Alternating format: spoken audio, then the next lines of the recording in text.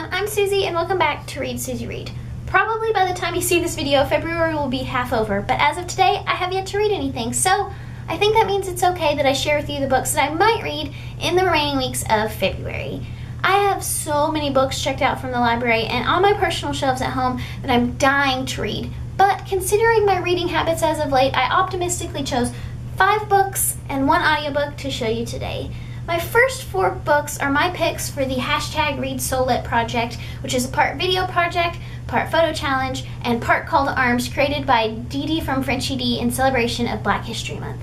The month of February in Canada and the United States is Black History Month, which means it's set aside to remember, honor, and celebrate important events and people in the history of African diaspora. On Twitter, Danielle from One Small Paw, in conjunction with Wikipedia, helped me better understand Black History Month and African diaspora. In case you were wondering, as I was, African diaspora, to the best of my understanding, correct me if I'm wrong, refers to groups of people of African descent who have been dispersed against their will to other continents. If I read anything this month, it will be one of the #ReadSoulLit picks, so let's get to the books. I am currently subscribed to Audible, so this month I used my credit to get Their Eyes Were Watching God by Zora Neale Hurston. I have this book on my Kindle and started reading it a few months ago, but it is written in a dialect that I find kind of difficult to understand, so I'm really looking forward to listening to the audiobook while reading the book on my Kindle. This is a classic piece of literature that, to my understanding, deals with marital expectations,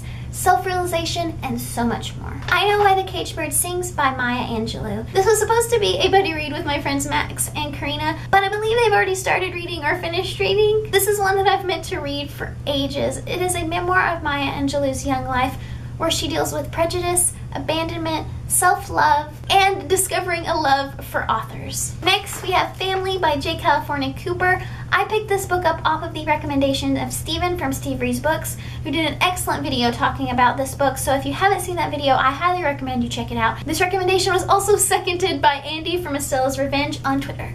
It is a generational family story told from the perspective of an enslaved woman named Always. I read a few pages of this book while I was waiting in a drive-thru at a fast food restaurant, and it was absolutely captivating. I just need to find the time to sit down and commit to it. The Color Purple by Alice Walker is an epistolary novel about African American women growing up in rural Georgia. This is a highly recommended and beloved book that I've heard nothing but good things about, and I have a deep-seated love for epistolary novels, so again, I just need to sit down and commit to it. On to my non-ReadSoulLit books. Americanah by Chimamanda Ngozi Adichie. This is the pick for the Blank Space Book Club, which I am so gratefully a part of. I will leave a link to the Goodreads group down below. We are just getting started, so come on and join us if you'd like. I'm sure that you've heard or seen this book. It has been everywhere, and I have no doubts that I will enjoy it. The last book on the list is The Orenda by Joseph Boyden. This is another hopeful buddy read with Max from Well Done Books. He was so kind and pre-ordered this beautiful floppy paperback edition for me for Christmas. An old friend of mine raved about this book, and I've been meaning to read it ever since. It is written by a Canadian author and tells the stories of 2 tribes that have been in conflict for generations. Hopefully you'll see some of these in my February wrap-up. Fingers crossed. As always, please feel free to share your thoughts on any of the books that I mentioned here today in the comments below. Thank you so much for watching, and I hope to see you soon with a new video.